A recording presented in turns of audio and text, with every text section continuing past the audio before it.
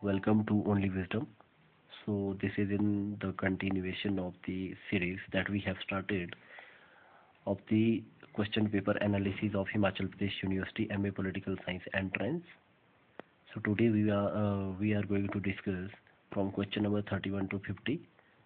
So, question number 31 जो है Swaraj is my birthright and I shall have it, in which session of the Indian National Congress did the Bal Gangadhar Tilak made ever statement? So, four options.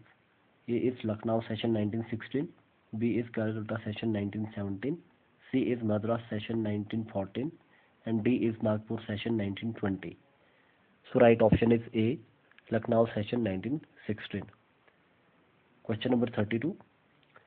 Which of these hydropower plants are not located in the Himachal Pradesh? इनमें से कौन सा hydro power plant Himachal Pradesh में नहीं है? Bhakra Nangal hydroelectric plant, Sardar Sarovar hydroelectric plant, Nathpa Jhakri hydroelectric plant, Dehar hydroelectric plant. So जो इसका right option है that is B, Sardar Sarovar hydroelectric plant, जो कि गुजरात में ऑन दी नर्मदा रिवर पर है. Question number 33. Who amongst the following launch the home rule movement? Home rule movement इनमें से किसने लॉन्च किया? Option: Subhash Chandra Bose, Bal Gangadhar Tilak, Mahatma Gandhi, and D is Lala Lajpat Rai. तो राइट आंसर जो रहेगा that is B, Bal Gangadhar Tilak. Question number 34. Which of the following is not the part of the Saptanga theory of the state? इनमें से कौन सा सप्तांग थियोरी का पार्ट नहीं है, राज्यों की सप्तांग theory? Amatya, Kosha, Danda and Dharma, Karma. So right option is D, which is karma. It is not associated with the Saptang theory of the state. Question number 35. Who coined the iron law of oligarchy? Iron law of oligarchy किसने दी थी? Option is Robert Michels, B Wilfredo Pareto, C is Gaetano Mosca, and D is Gabriel Almond. सो इसका right option है A, Robert Michels. इन्होंने iron law of oligarchy दिया था. Question number 36. The book what Congress and Gandhi have done to the untouchables was written by? ये book किसने लिखी थी? Options: M N Roy, B R Ambedkar, Ram Manohar Lohia, Periyar. So right option is B, doctor B R Ambedkar. इन्होंने ये book लिखी थी. Question number 37. Which articles cannot be suspended during national emergency? कौन सा आर्टिकल नेशनल इमरजेंसी के अंडर सस्पेंड नहीं किए जा सकते? So option A is 19 article 19 and 20, B article 14 and 15, C is article 20 and 21, and D is article 21 and 22. So right option is C. Article 20 and 21 cannot be suspended during the national emergency. Next is question number 38. Given below are two statements, one labeled as assertion and other labeled as reason. Select the correct answer from the quotes given below.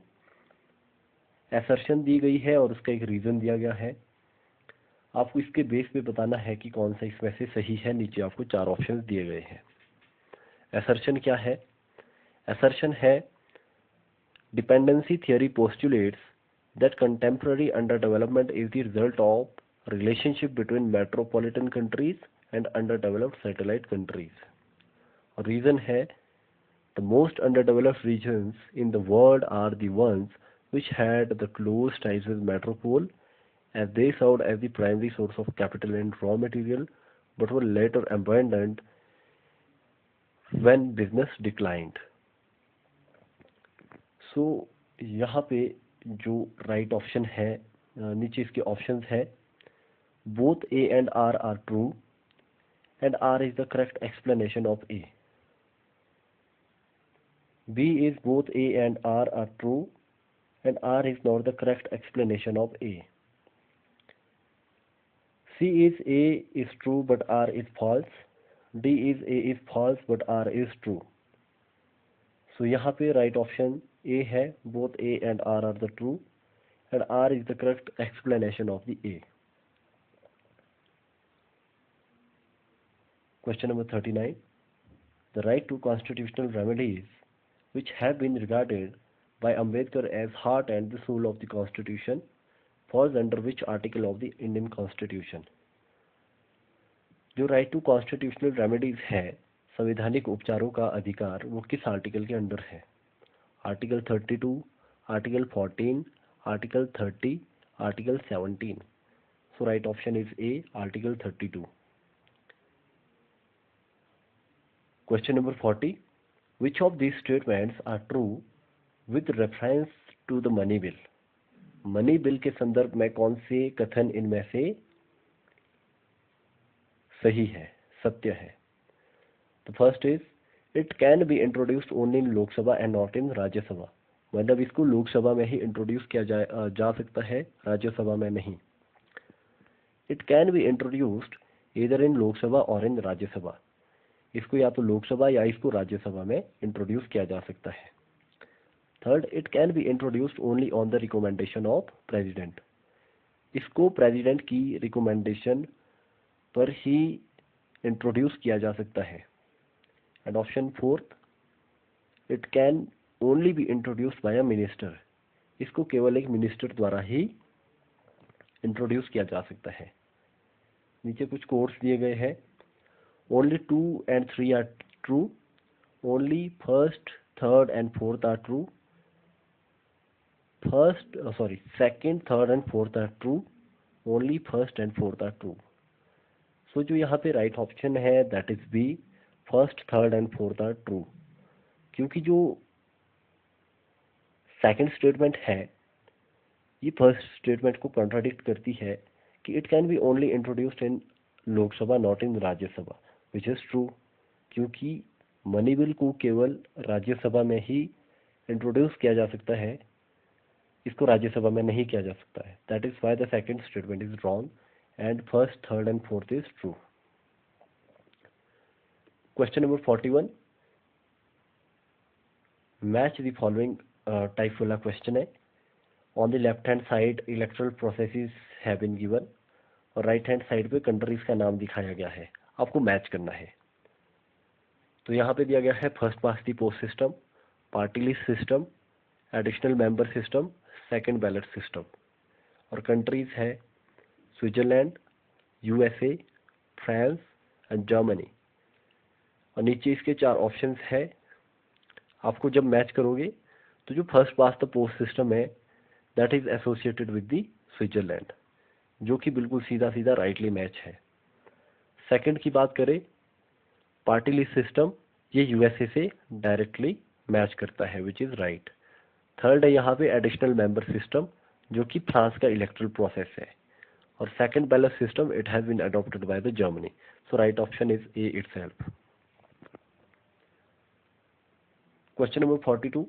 Fundamental duties were introduced in Indian constitution by 42nd constitutional amendment under the recommendations of which committee?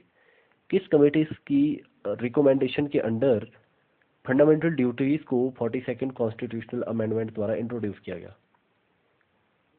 A is Santhanam committee, B is Balwant Rai Mehta Committee, C is Tarkande Committee and D is Swaran Singh Committee. So right option is D, Sardar Swaran Singh Committee. Swaran Singh Committee only. So this is the right option. Question number 43. In which parva of the Mahabharata would you find the discourse on the political philosophy? Mahabharata के किस पर्व में आपको political philosophy का discourse मिलता है? A is आदि पर्वा, B is विराट पर्वा, C is शांति पर्वा and D is द्रोण पर्वा. So right option is C, शांति पर्व में पॉलिटिकल फिलॉसफी का मेंशन मिलता है. Question number 44. Match the following. फिर से लेफ्ट हैंड साइड पे थिंकर्स है और राइट हैंड साइड में उनके इंडियन फेडरलिज्म के ऊपर व्यूज है. थिंकर्स है Granville Austin, K C, W.H. Morris Jones, Ivor Jennings. और इनके व्यूज ऑन इंडियन फेडरलिज्म है bargaining federalism, federalism with strong centralising tendency, cooperative federalism and quasi federalism. तो ग्रैनुअल ऑस्टिन का जो वर्जन है that is cooperative federalism, K C Wheare है quasi federal, और W H Morris Jones का है federalism with strong, Morris Jones का है यहाँ पे बार्गेनिंग फेडरलिज्म, और आइवर जेनिंग्स का है federalism with strong centralising tendency या strong centre framework. So right option is B. Question number 45. Who put forth the argument that future wars would be fought not between countries but between cultures? ये statement किसने दी, ये argument किसने दी कि जो भविष्य में Wars होंगे, युद्ध होंगे, वो कंट्रीज के बीच नहीं बल्कि कल्चर्स, संस्कृतियों के बीच होंगे? तो 4 ऑप्शन जो है Francis Fukuyama, Samuel P Huntington, Noam Chomsky and Fareed Zakaria. So right option is Samuel P Huntington which is B, क्योंकि इन्होंने क्लैश ऑफ सिविलाइजेशन में ये स्टेटमेंट अपनी दी थी कि जो फ्यूचर वॉर्स है this would be fought between the cultures and not between the countries. Question number 46. The provision of the sixth schedule do not apply to which of these states? जो six schedule में जो provisions है, special provisions, वो किन states के लिए apply नहीं करते हैं? ऑप्शंस है Assam, Meghalaya, Tripura and Nagaland. So right option is D, Nagaland के लिए सिक्स शेड्यूल के प्रोविजन अप्लाई नहीं करते हैं। Question number 47. Which constitutional amendment took away right to property from the list of fundamental rights? किस कॉन्स्टिट्यूशनल अमेंडमेंट द्वारा राइट टू प्रॉपर्टी जो है, संपत्ति का अधिकार, वो फंडामेंटल राइट की लिस्ट से हटाया गया था? 44th constitutional amendment, 42nd constitutional amendment, 65th constitutional amendment and option D is 74th constitutional amendment. So इसका राइट ऑप्शन होगा ए, 44th कॉन्स्टिट्यूशनल अमेंडमेंट। इसके द्वारा राइट टू प्रॉपर्टी को फंडामेंटल राइट की लिस्ट से हटाया गया और उसको एक लीगल राइट का दर्जा दिया गया, which is currently in under the article 300A। Next question, match the following. Thinkers है और उनके टेक्स्ट है। Morgenthau, Thucydides, Kenneth Waltz, E.H. Carr, ये सारे रियलिस्ट थिंकर्स हैं और उनके text the Peloponnesian war, theory of international politics, 20-year crisis, politics among nation, and you have to match these thinkers with the text. अगर Morgenthau की बात करें, so he has written politics among nation, Thucydides has written the Peloponnesian war, Kenneth Waltz ने लिखी है the theory of international politics, और E.H. Carr has written the 20-year crisis. So from this we can conclude that option A is the correct answer. Question number 49. Who among the following has reformulated Hans Morgenthau's 6 principles of the political realism from feminist perspective? इनमें से किसने मॉर्गेंथो के जो 6 principles थे political realism के, उसको feminist perspective या feminist point of view से रिफॉर्मुलेट किया, मतलब उसकी पुनः संरचना की नारीवादी दृष्टिकोण से? So A is Susan Moller Okin, B is Julian Butler, यहाँ पे मिक्स टाइप हो गया है शायद, C is Carole Pateman and D is J.N. Tickner. So right option is D, J.N. Tickner या N.J. टिकनर भी बोलते हैं इसको। So last question of the series. Which of the following is not the part of 17 sustainable development goals? A is responsible consumption and production. B है sustainable cities and communities. C है life on land and D is right to work. और इसका right option है D, right to work. ये 17 sustainable development goals का part नहीं है।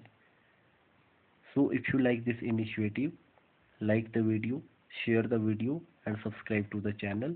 Thank you.